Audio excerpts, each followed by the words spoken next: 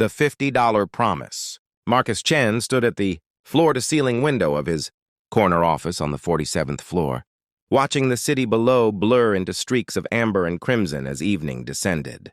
At 42, he had everything the world told him to want. A net worth that made financial magazines salivate, a penthouse that overlooked Central Park, and enough power to move markets with a single phone call. Yet as he pressed his palm against the cold glass, he felt nothing but the familiar hollow ache that had become his constant companion since the accident that took his wife and daughter 3 years ago. The office had emptied hours ago. It was Friday night, and somewhere out there, people were laughing, holding hands, tucking children into bed. Marcus stayed late because going home meant confronting the silence, the kind of silence that screamed louder than any noise. He'd built an empire to fill the void, but every additional million only seemed to deepen it. His phone buzzed. Another gala invitation, another charity event where wealthy people congratulated themselves for writing checks. He used to attend them with Sarah, back when his smile reached his eyes. Now he sent donations and polite declinations. What was the point of pretending anymore?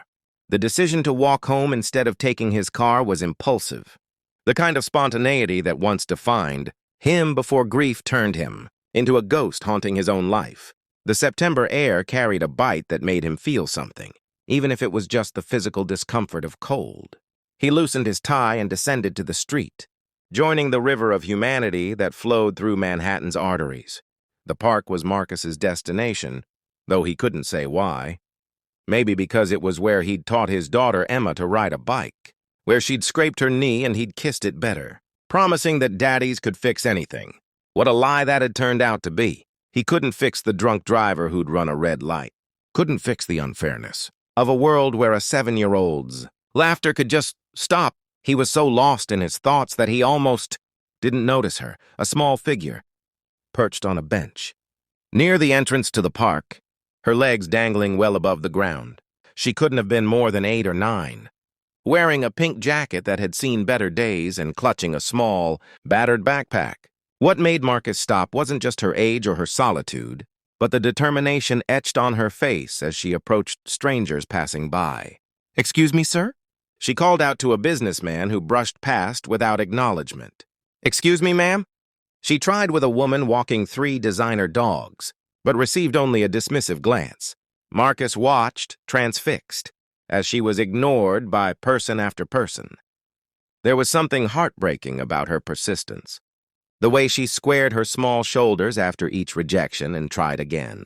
When her eyes landed on him, he saw her hesitate, probably because he looked exactly like what he was, wealthy, distant, unapproachable. But she approached anyway. "Mister?" Her voice was small but steady, her brown eyes unnervingly direct. "I have a question for you." Marcus found himself nodding, unsure what compelled him to engage when he'd spent 3 years perfecting the art of disconnection. The little girl reached into her backpack and pulled out a crumpled envelope. Her hands trembled slightly as she held it up. "Here's $50, she said, her words tumbling out quickly, as if she was afraid he'd walk away before she finished. "I've been saving for 8 months. It's all I have. But I just need a dad for one day. Just tomorrow. Would you do it?" The world seemed to tilt on its axis. Marcus stared at her, certain he'd misheard. "I'm sorry, what?" "I need a dad for one day," she repeated, pressing the envelope toward him. "Tomorrow is the father-daughter dance at my school. Everyone's going with their dads, and I—" Her voice cracked slightly. "I just want to go. Just once. I'll pay you. $50, please." Marcus felt something crack in his chest, a fissure in the wall he'd built around his heart. "Where are your parents?" he asked, his voice rougher than intended. The girl's gaze dropped to her worn sneakers. "My mom works 3 jobs. She's always tired. And my dad?" She swallowed hard. "He left when I was little. Mom says he wasn't ready to be a father. I don't even remember what he looks like." "What's your name?" Lily Torres." "Lily, I can't take your money," Marcus said, crouching down to her eye level. His knees protested. When had he gotten so old? "And you shouldn't be out here alone. Does your mother know where you are?" Tears welled in Lily's eyes, but she blinked them back with fierce determination. "She thinks I'm at my friend Rosa's house." "Please, mister." I know $50 isn't a lot for someone like you, I can tell by your suit, but it's everything to me. I've been babysitting, returning bottles, doing anything to save. Tomorrow's my only chance. After this year, I'll be too old for the dance. Please, I promise I'll be good. I won't ask for anything else. Just a few hours, just so I can know what it feels like. Marcus's throat constricted. Emma had loved the father-daughter dance at her school. He remembered her excitement, how she'd insisted on picking out his tie to match her dress, how she'd stood on his shoes while they swayed to music, giggling when he deliberately stepped to the wrong beat. The memory was so vivid it felt like a knife. "You can keep your money," he heard himself say. "But I need to speak with your mother first. I'm not doing anything without her permission." "Where do you live?"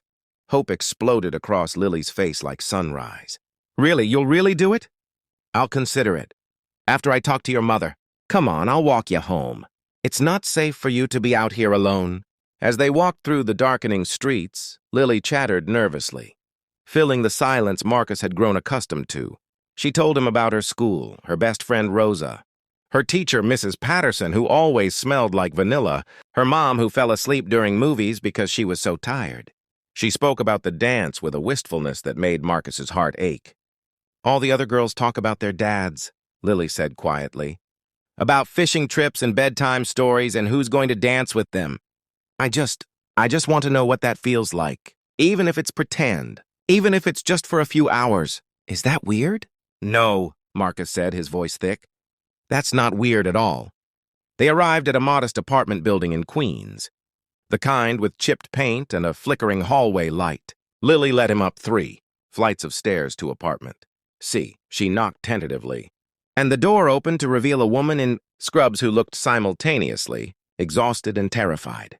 "Lily Marie Torres, where have you—" She stopped mid-sentence, her eyes darting between her daughter and the well-dressed stranger. "Who are you?" "Lily, get inside right now." "Mrs. Torres, my name is Marcus Chen. Your daughter is safe?" She approached me in the park with an unusual request, and I insisted on bringing her home and speaking with you directly. Maria Torres pulled Lily behind her, her protective instincts on full display. "What request?" "Lily, what did you do?" And so, standing in the cramped hallway, Marcus explained. He watched Maria's expression shift from fear to confusion to heartbreak as she understood what her daughter had done. "Oh, mija," Maria whispered, her eyes filling with tears. "You didn't." "I'm sorry, Mama," Lily said, her own tears finally spilling over. "I just wanted to go to the dance. Just once." Maria looked at Marcus, her pride warring with her daughter's longing. "Sir, I appreciate you bringing her home, but we can't accept—" "May I come in?" Marcus interrupted gently. "Please, just for a moment." Reluctantly, Maria stepped aside. The apartment was small but immaculately clean, filled with photographs and drawings that spoke of a home rich in love, if not money. Marcus's eyes caught on a child's drawing on the refrigerator. A stick figure girl holding hands with a stick figure man, labeled "Me and Daddy at the dance." "Mrs. Torres," Marcus began, "3 years ago, I lost my wife and daughter in a car accident." Emma was 7, around Lily's age. She loved the father-daughter dance at her school. His voice threatened to break, but he pushed through. "I would give everything I have, every building, every investment, every dollar, for one more dance with her. I can't have that. But maybe I can give Lily what she's asking for. Not for the money. I don't want the money.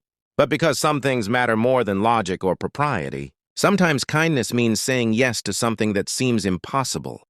Maria's hand flew to her mouth, tears streaming down her face. "I don't know what to say. It's too much. You don't know us." "You're right, I don't. But I knew a little girl who loved her father. And I was a father who loved his little girl. Tomorrow is just one day, Mrs. Torres. A few hours where Lily gets to feel special, where she gets to have what every child deserves." "Let me do this, please, I think I need it as much as she does." The silence stretched between them, heavy with possibility. Finally, Maria looked at her daughter's hopeful face and nodded slowly. "Thank you," she whispered. "Thank you." The next day, Marcus arrived at the apartment with a garment bag. Inside was a dress, age-appropriate, beautiful, in Lily's favorite color of purple. He'd asked Maria. He'd spent the morning shopping with an urgency he hadn't felt in years, remembering how Emma had loved trying on dresses, how she'd twirled to make the skirt float. When Lily emerged from her bedroom, Marcus felt his breath catch. She looked so much like Emma, and yet entirely herself, nervous and excited and desperate for this to be real. "You look beautiful," he said, and meant it. The school gymnasium had been transformed with streamers and balloons. Music played as father-daughter pairs swayed on the dance floor.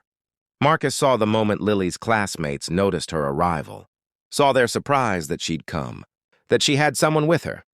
"Ready?" Marcus asked, offering his arm. Lily beamed. "Ready." They danced, and it was awkward and perfect. Lily stepped on his feet. Marcus couldn't remember the rhythm, but none of it mattered. What mattered was the pure joy radiating from this little girl. The way she laughed when he spun her, carefully. The way she waved at her friends with unrestrained pride. "Thank you," she whispered during a slow song. "This is the best day of my life." Marcus felt tears prick his eyes. "You're welcome, sweetheart." During the refreshment break, other fathers approached Marcus, curious about the stranger in their midst. When they learned why he was there, the story spread through the gymnasium like wildfire, not with judgment, but with admiration. Several fathers pulled Marcus aside, sharing their own stories of loss, of struggle, of the importance of showing up. As the evening drew to a close, the DJ announced the final dance. Marcus knelt down to Lily's level, his knees protesting again. A reminder that life was measured not in money, but in moments. "I want you to know something," he said seriously. "Your real father's loss is immeasurable. Any man would be lucky to call you his daughter. You're brave and determined and kind. Don't ever forget that." "Will I see you again?" Lily asked, her voice small.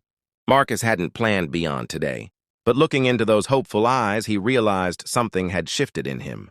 The hollow ache was still there. It might always be there, but it was different now. Not filled, but no longer entirely empty. "How about this?" he said. "How about I take you and your mom to breakfast every Sunday? We could make it a tradition." "If that's okay with your mother." Lily's face lit up like she'd been promised the moon. "Really? You mean it?" "I mean it." When Marcus drove Lily home that night, Maria was waiting in the doorway. Her work shift just ended. The look of gratitude on her face said everything words couldn't, but what she did say stopped him in his tracks. "You gave my daughter something priceless tonight. How can I ever thank you?" Marcus thought of the $50, still in the crumpled envelope Lily had tried to give him. He thought of his empty penthouse, his hollow victories, his years of grief, and he thought of Emma, who would have loved Lily's determination. "You already have," he said. "You reminded me why any of this matters." In the months that followed, Marcus became a fixture in Lily and Maria's life. Sunday breakfast became sacred, filled with laughter and pancakes and stories. He helped Lily with her math homework, attended her soccer games, taught her to play chess. Maria initially protested his generosity, but Marcus was insistent, not in taking over, but in being present. He established a foundation in Emma's name, funding programs that connected mentors with children who needed father figures.